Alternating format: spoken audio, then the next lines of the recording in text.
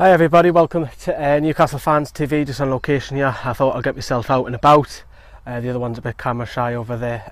It's 27 degrees, absolutely roasting, hence the reason why I've got a vest on, hat, got sunglasses, loving the weather. But we're here to talk about the transfers today and the lack of transfers, because I think a lot of you just need a little bit of reassurance. There's a lot of, especially it looks like the younger fans are getting a little bit impatient that we haven't signed anybody, and it's coming up to, well, we're just past mid-June.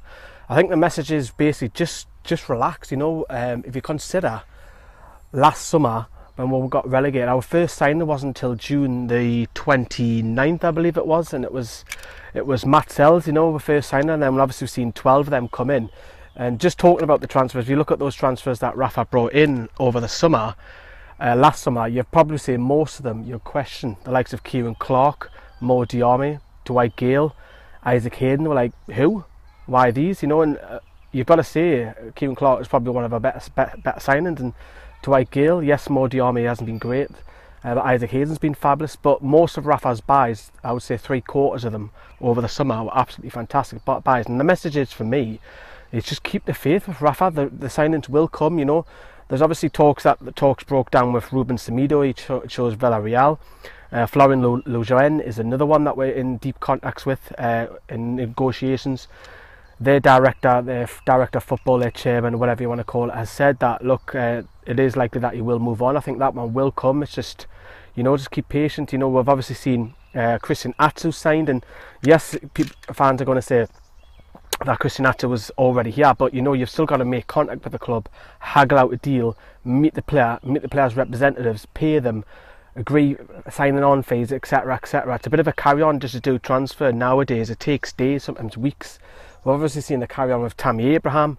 He's saying that he's having sport at Chelsea, which I find really hard to believe, and he's now with the under-21s. We'll have to wait for an answer for him to come back. I think in the meantime Newcastle will be looking around other players, the likes of goalkeepers. Willie Caballero's agent has come out and said that Newcastle have made inquiries.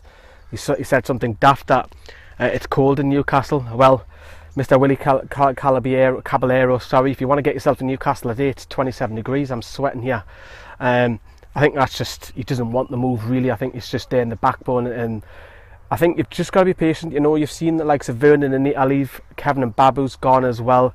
You know, 2 right backs have left there. Johan Gouffran may be signed on extension. He may leave. A lot of the under-23s, some of them being let go as well. So just watch this space. I think it will happen.